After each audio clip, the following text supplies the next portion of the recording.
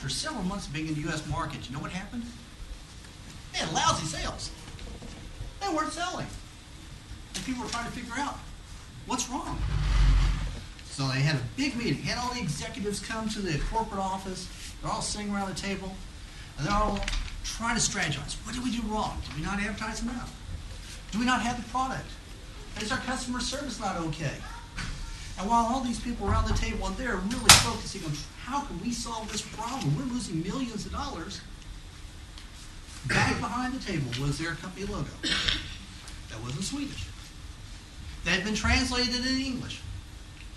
And it said simply this: nothing sucks like an electrolyte.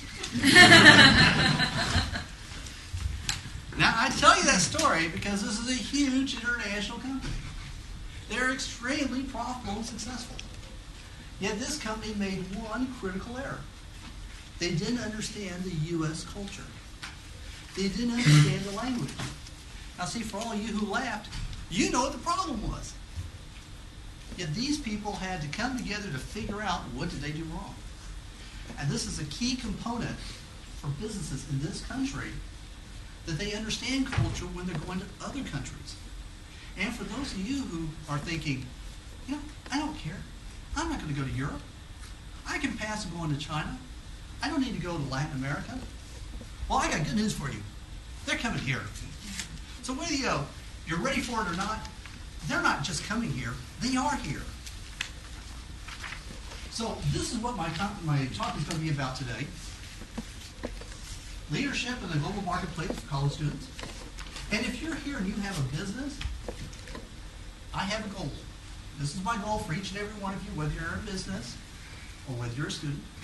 And by the way, if you have any questions, do me a favor, just write them down on a piece of paper. I am going to give you a way that you can send me that information, and I will respond. So just save those. My goal is this. My commitment to this group is this: that when you leave, you will have heard something that you didn't hear previously. Some new piece of information that's going to help you be better for your future, better financially, that's going to help you working with a company, or if you start your own company, have that company be more profitable. Because isn't that what we all want? We want to be able to have a nice life, have some money, have the nice car, have a nice standard of living. So that's my goal for you all. And for those of you who know everything, I may say something that reminds you of something that you used to know that was beneficial, but you forgot. So either way, my goal is to remind you of something or to tell you something new. So let's talk about globalization. Now this is a word that gets tossed around an awful lot. What is globalization? Well, this is my definition of globalization. And Dr. Vincent already referred to it. You all are not competing with students from University of Texas. You're not going to be competing out there in the job market for people from Alabama and Chicago, New York.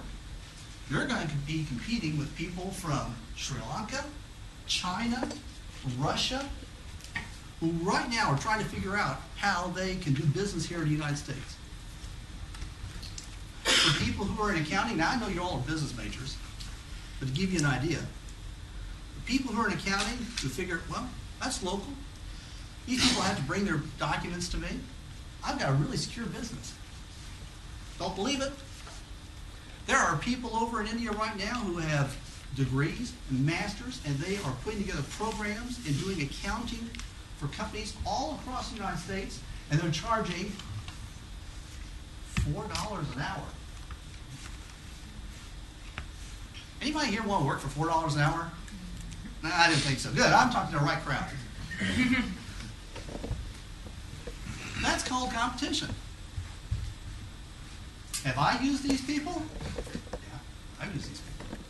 Matter of fact, you see this PowerPoint presentation here? That was done in the U.S., that was done in Mexico.